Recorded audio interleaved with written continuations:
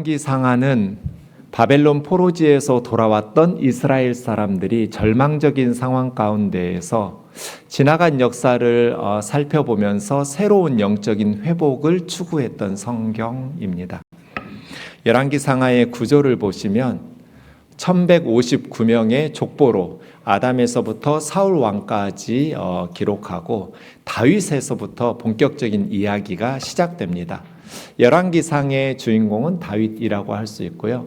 열왕기 하에서는 솔로몬에서부터 바벨론 포로로 멸망하여 귀환할 때까지입니다.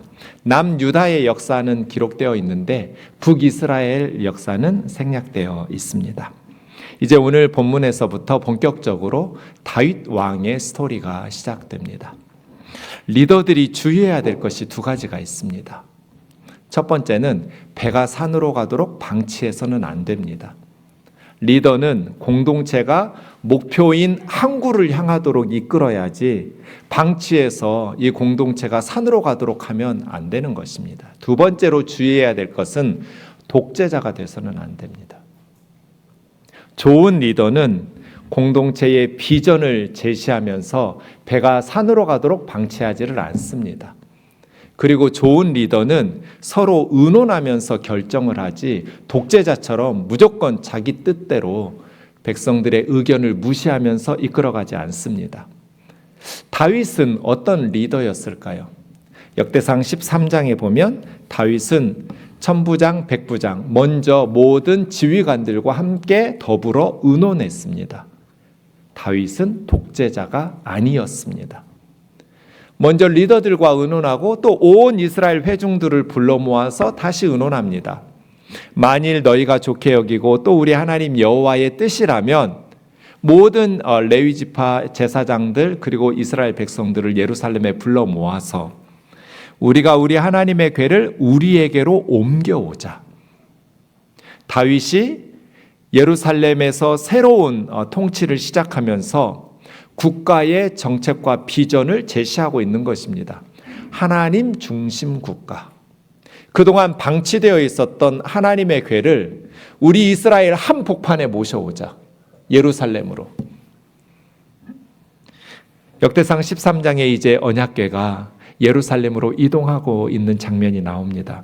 문제는 하나님의 궤를 새 수레에 실어서 기럇 여아림 아비나답의 집에서 예루살렘으로 이동하기 시작했다는 거예요.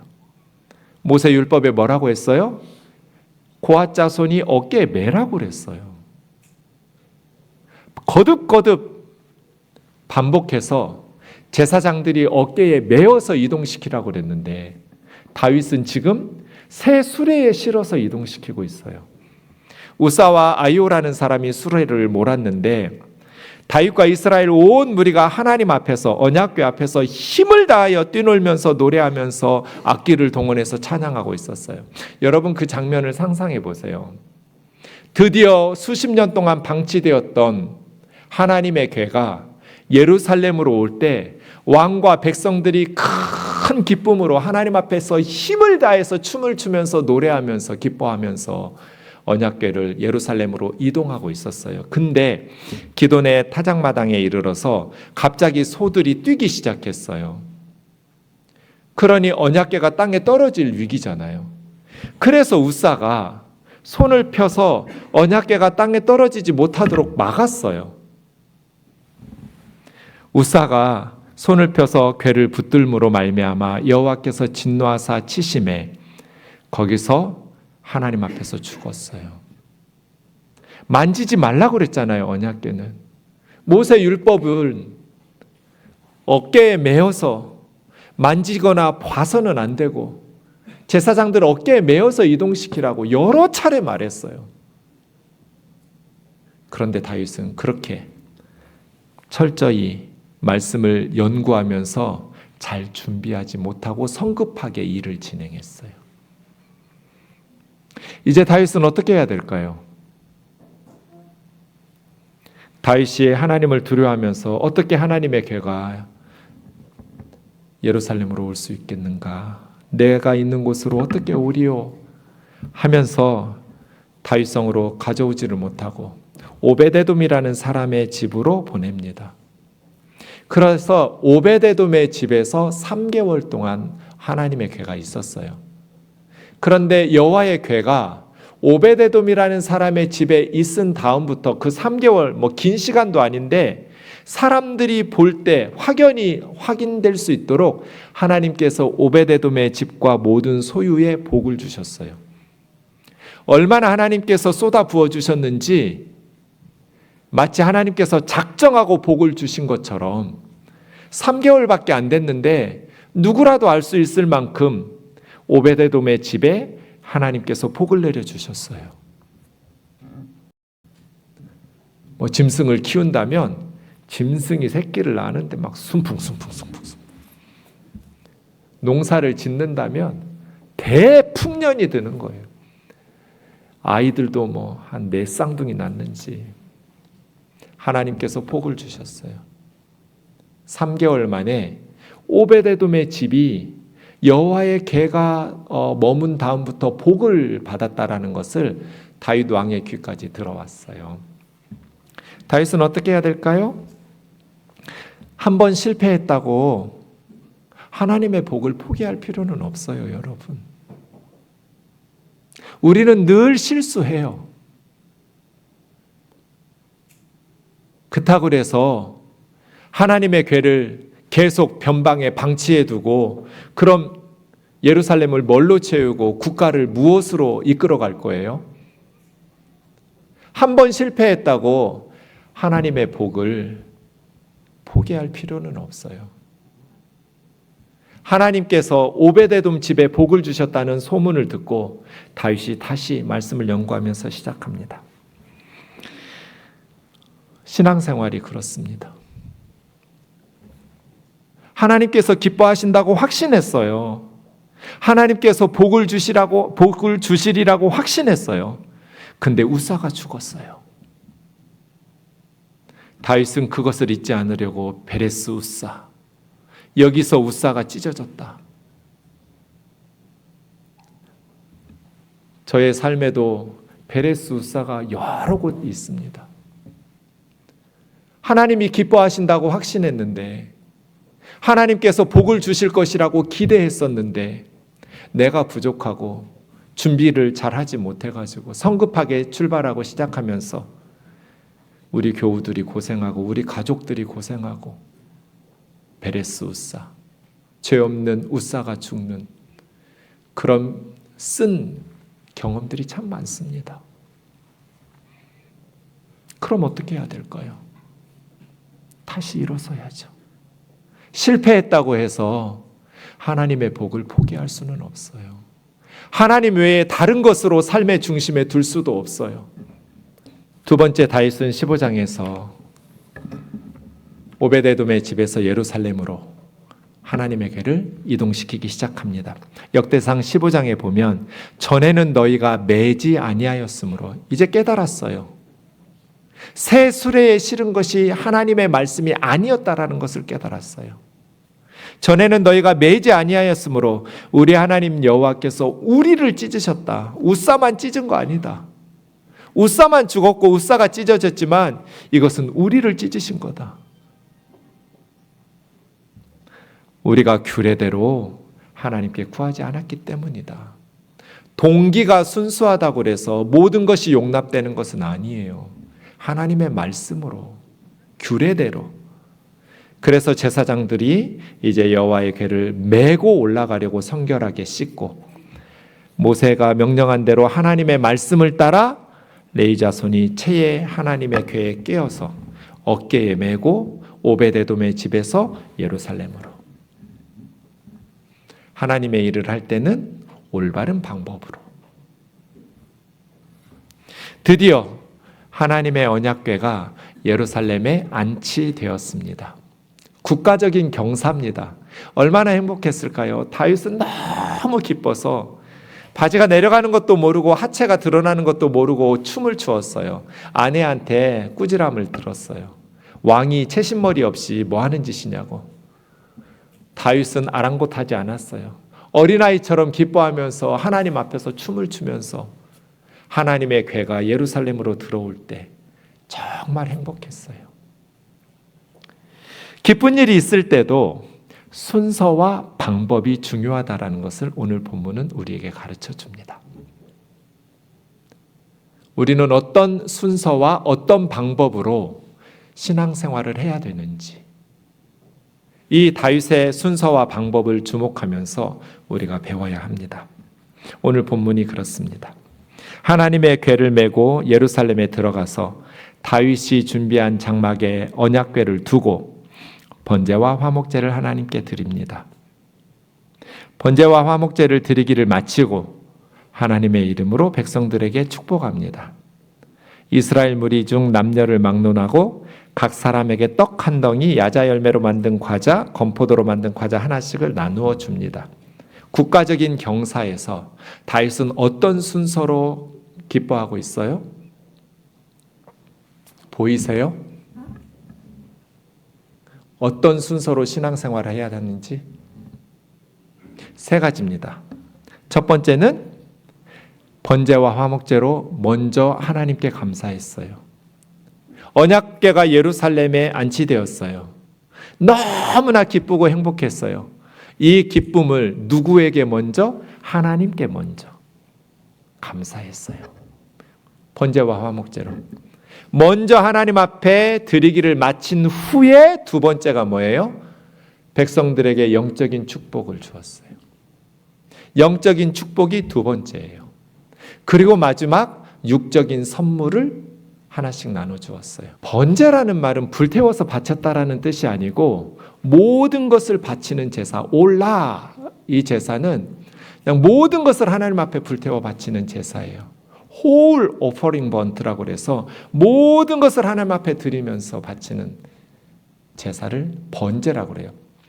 그래서 번제는 주제곡이 있어요. 나 그대에게 모두 드리리. 이게 번제예요. 모두 다 하나님 앞에 드리는 제사. 나 그대에게 모두 드리리. 다윗은 번제를 먼저 드렸어요. 하나님, 나 그대에게 모두 드리리. 번제를 누구에게? 하나님께 드렸어요. 그리고 나서 화목제는 샬람임이라고 하는데 샬람임은 샬롬의 복수 형태예요. 샬롬의 복수 형태. 하나님과 하나님의 백성 사이에 참된 평화. 하나님이 계신 곳에 하나님의 임재에 참된 평화가 있어요. 돈이 많으면 평화롭게 살 것 같죠? 걱정 근심 없이. 권력이 많으면 걱정 근심 없이 평안을 누리며 살 수 있을 것 같죠? 그렇지 않아요. 참된 평안은 하나님의 임재로 누릴 수 있어요. 샬람임, 화목제를 드렸어요. 이것이 예배입니다. 하나님께 드릴 때는 번제와 화목제를 드려야 돼요. 1년 조금 더 지났는데요. 제가 금요일 오전마다 예배당 건너편에 있는 실버타운에서 요양원에서 예배를 인도해요. 대부분 치매 할머니 할아버지들과 함께 예배해요. 엊그제 금요일에 함께 예배하는데 예배가 너무 힘든 거예요. 할머니들이 무슨 일이 있었는지 예배에 집중을 못 하시고 설교가 조금만 길면 끝내! 짜증을 팍팍 내세요. 내가 무슨 돈을 받고 예배 인도하는 것도 아닌데. 근데 대부분 치매시니까 절반은 항상 주무시고 계시고 나머지 절반은 계속 이렇게 이상한 아멘을 해도 모자랄 판에 이상한 말씀들을 하시고 짜증이 나는 거예요. 예배를 끝나고 본당에 혼자 앉아 있는데 내가 지금 뭐 하는 짓인가? 마음에 불평이 생겼어요. 그리고 나서 하나님 앞에 회개했어요. 너 하나님께 예배한 거 맞냐? 사람들 보고 네 설교에 아멘하고 반응 좋으면 너 예배 잘 드린 거고 사람들이 반응 제대로 안 하고 이상한 말씀하고 소리내고 예배 집중 못하면 너는 예배 안 드려도 되냐? 하나님께 드리니라. 번제와 화목제를 하나님께 드리니라잖아요. 예배는 하나님께 드리는 거죠. 아, 오늘은 왜 이렇게 에어컨을 안 켜서 더워? 오늘은 왜 이렇게 에어컨을 세게 틀어서 추워? 오늘은 왜 이렇게 기도를 길게 해? 설교가 왜 이렇게 길어? 왜 귀에 안 들려? 이건 예배가 아니에요. 예배를 드리고 왔는데 내 마음에 불평이 가득한 이유는 내가 전심으로 나 그대에게 모두 드리리를 안 했기 때문이에요. 그래서 하나님 앞에 회개했어요. 하나님, 내가 다시는 이렇게 예배하지 않게 해주세요. 내가 다시는 오늘처럼 예배하지 않겠습니다. 사람들이 뭐라고 하든지 나는 하나님 앞에서 기뻐 뛰놀겠습니다. 하나님께 드리는 게 예배니까요.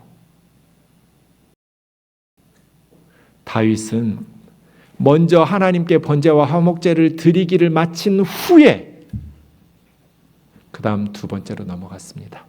두 번째는 여호와의 이름으로 백성에게 축복하는 것입니다. 여호와의 이름으로 영적인 축복이죠. 여호와의 이름으로 민수기 6장처럼 축복했을 수도 있습니다. 여호와는 내게 복을 주시고 너를 지키시기를 원하며 여호와는 그 얼굴을 내게 비추사 은혜 베푸시기를 원하며 여호와는 그 얼굴을 내게로 향하여 드사 평강 주시기를 원하노라. 여호와는 여호와의 이름으로 축복하는 겁니다. 여호와의 이름에 대해서 묵상한 적이 있습니다. 그래서 제가 그 말씀이라는 목회자들이 주로 보는 잡지에 이런 글을 쓴 적이 있습니다. 하나님은 왜 우리에게 하나님의 이름을 주셨을까요? 하나님의 이름을 바르게 사용하라고 주신 것입니다. 하나님의 이름은 성도들이 누리는 가장 큰 축복입니다. 하나님의 이름은 성도들의 영광이고 기쁨입니다. 우리가 하나님의 이름을 부르면서 찬송합니다. 우리 찬송 가운데 하나님의 이름이 없으면 어떻게 될까요? 누구를 높여 찬송하는지 분명하지 않게 될 겁니다. 우리의 찬송은 영적인 힘을 상실하여 무기력해지고 빈약해질 것입니다. 세상 유행가하고 크게 다르지 않을 것입니다. 우리는 하나님의 이름을 부르면서 기도합니다. 기도는 답답한 사람이 허공에다가 떠드는 푸념이 아닙니다. 왜냐하면 우리는 기도하기 전에 하나님의 이름을 부르기 때문입니다. 지금 내가 누구에게 기도하는지를 묵상하면서 기도하기 때문입니다. 우리는 하나님의 이름을 묵상하면서 하나님을 더 깊이 알아갑니다. 우리는 하나님의 이름을 묵상하면서 하나님을 사랑하게 됩니다. 우리는 하나님의 성품과 하나님의 인격을 닮아가게 됩니다. 하나님의 이름을 부르면서 우리는 하나님을 예배합니다. 그리고 우리는 하나님의 이름으로 축복합니다. 하나님의 이름으로 축복한다는 건 무슨 뜻이에요? 만복의 근원이신 하나님께서 너에게 복 주시기를 원한다는 거잖아요. 다윗 왕의 이름으로가 아니라 내가 가진 힘과 지혜가 아니라 만복의 근원이신 하나님께서 너희에게 복 주시기를 원하노라. 이보다 더 소중한 선물이 어디 있어요? 영적으로 미성숙한 사람, 어리석은 사람은 여호와의 이름으로 축복하는 것이 소중한 줄을 몰라요. 그래서 우리는 날마다 우리 아이들에게 하나님의 이름으로 축복해야 돼요. 날마다 우리는 옆에 있는 자매 형제들에게 하나님의 이름으로 축복해야 돼요. 만복의 근원이신 하나님께서 너에게 복 주시기를 원하노라. 이왕 자식들에게 욕할 거면 이 망할 놈아, 빌어먹을 놈아, 왜 그렇게 욕해요? 하나님께 복 받을 놈아, 이렇게 욕해야지. 여호와의 이름으로 축복하였더라. 이것이 얼마나 소중한 것인지. 그렇게 하나님의 이름을 바르게 사용하라고 우리에게 하나님 이름 가르쳐 주신 거예요. 거짓되게 망령되게 사용하지 말고 하나님의 이름을 바르게 사용해라. 왕의 힘과 지혜가 아니라 만복의 근원이신 여호와의 이름으로 백성들을 축복했어요. 저와 여러분의 입에서 항상 기도 가운데 성령 안에서 여호와의 이름으로 축복하는 사람들 되기를 주의 이름으로 축원합니다. 마지막 세 번째는 우리 한글 성경은 길게 여러 단어들로 번역했는데 원문에 보면 딱 세 단어예요. 레헴, 에시파르, 아슈샤. 이 세 가지를 줬어요. 하나씩. 레헴은 떡이에요. 야자 열매로 만든 과자라고 번역한 에시파르라는 것은 정확하지 않아요, 지금. 그런데 많은 성경에서 고기 한 조각 이렇게 번역했어요. 고기로. 고기인지 과자 케이크인지 모르겠어요. 아시샤는 건포도로 만든 떡, 과자 같습니다. 그런데 어떤 방식으로 나누어졌어요? 남녀를 막론하 여자들을 배제시키지 않았어요. 각 사람, 이 말은 모든 사람에게 똑같이 하나씩 나누어 주었더라. 모두에게 공평하게. 남자들만 주고 여자들은 배제시키지 않았어요. 자기 유다 지파에게 많이 주고 다른 지파 사람들에게는 조금 주지 않았어요. 모두 다 공평하게, 소외되는 사람 없게. 그러니 기쁨이 넘치죠. 물질적인 축복을 나눌 때는 더불어 함께 행복하게.